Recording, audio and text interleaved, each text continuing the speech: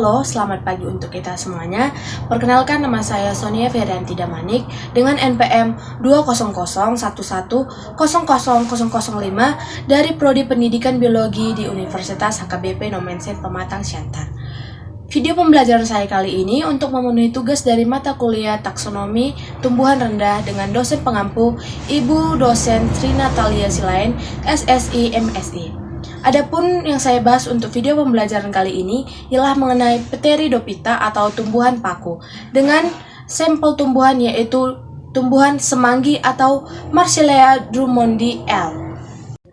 Yang pertama kita akan membahas mengenai ciri-ciri tumbuhan paku. Yang pertama yaitu akar, batang, dan daun memiliki berkas pembuluh angkut berupa xilem dan floem.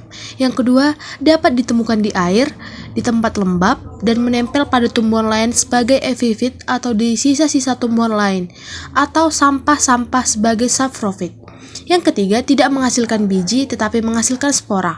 Spora terdapat di dalam kotak spora atau sporanium. Kotak-kotak spora tersebut terkumpul dalam sorus, dan sorus-sorus ini berkumpul di permukaan bawah dari helaian daun pada tumbuhan paku. Yang keempat, mengalami pergiliran keturunan atau metagenesis. Tumbuhan paku yang kita lihat sehari-hari disebut sebagai generasi sporofit. Yang kelima, daun yang masih muda menggulung.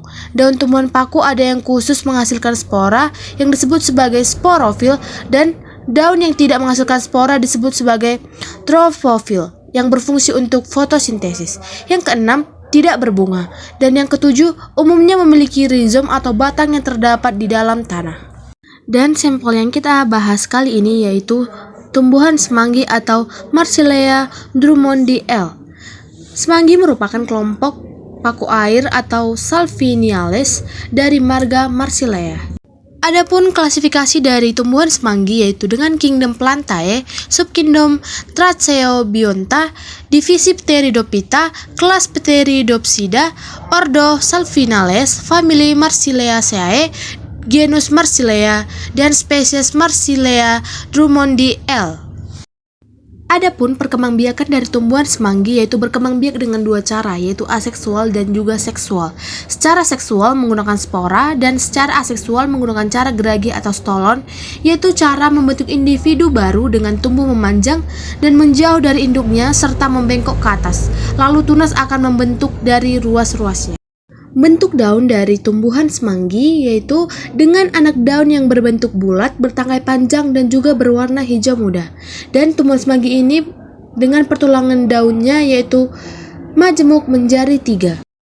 Kita dapat menemukan tumbuhan semanggi di kawasan yang tergenang air, tetapi juga harus mendapatkan pasokan sinar matahari yang cukup juga.